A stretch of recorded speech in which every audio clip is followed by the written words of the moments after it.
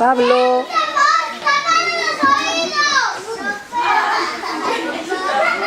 Pablo.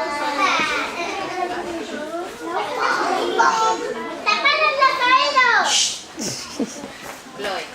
David, no te tapamos los oídos. No, Chloe. No nos tapamos los oídos. Aquí se escucha unos cuantos.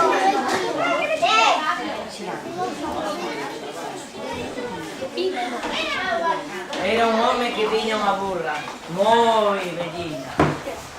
O amo quería matala. A burra fuxiu cara a Breme, coa intención de entrar na banda municipal de música. Cando xa tiña un pouco andado, atopouse cunha cadela de caza, estumballada no camiño, respirando con dificultade, como a quen está cansa.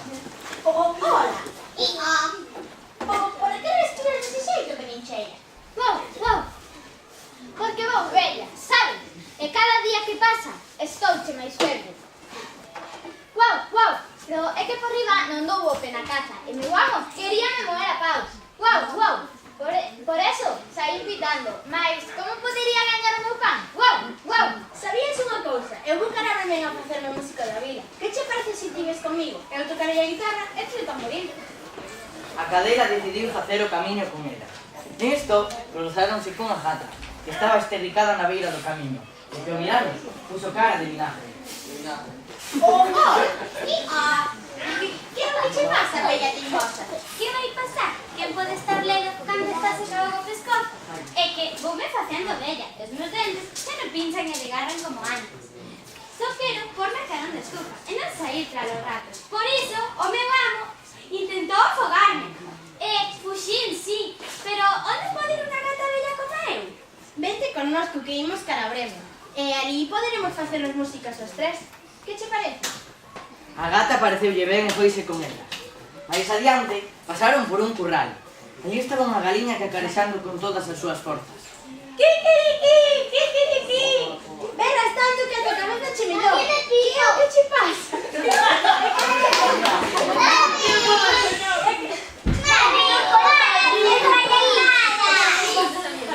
É que non poño, que como mañá é o día da festa, a miña alma quere facer unha sopa comigo. Kikiriki!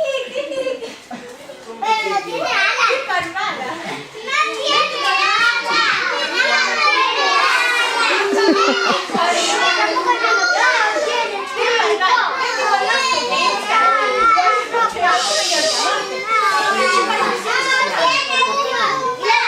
A galiña pareceuse ben e foise con ela. Andando, fíxoselles de noite. Estaban nun bosque. Como non podían seguir, quedaron ali a pasar a noite. A galiña subiuse a unha árbore.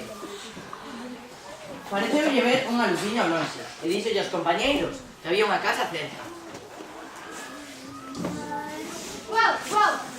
Uns ovos e unha carne non me virían nada mal. E que vos parece se nos arriamos e nos poñamos en camiño? E andando, chegaron á casa de bandidos. A burra, por ser de maior tamaño, asixou pola fiestra. Que é o que ves, Crisalla? Que é o que vexo? Unha mesa ben posta, cunha apetitosa comida e bandidos acomodados ao seu redor, dándose a grande enchenta. Miau, iso sería bocanos. Sí, quen dira estar ali. Puxéronse a matinar e atoparon unha solución. Eu agatuñarei pola fiestra coas patas e as eiras. Eu subirei a lomos da burra. Eu agaciñarei por riba da cadela. Eu voarei ata posarme na testa da gata. Todos se puxeron a facer música.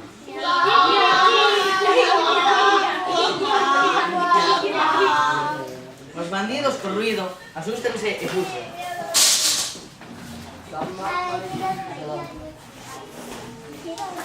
Xa tranquilos, os 4 camaradas sentáronse a mesa a reparar postas. Que bo! Eu xa estou chea. Eu teño sono. Cando remataron de xantar, puxéronse a dormir. Pasada a medianoite, os bandidos voltaron a casa e o xefe dos bandidos dixo: Non nos deberíamos termos asustado. Vai e comproba o que está pasando. O bandido entrou a palpadelas na escuridade, tremendo co medo de atopar unha fantasma enorme. E de susto en susto foi dando tombos. ¡Que Sánchez borrado!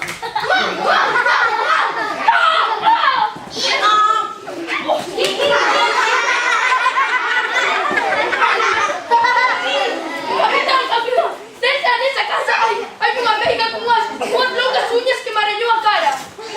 Un home cun coitelo que me espetou na perna. Un extraño ser peludo que me deu unha tos.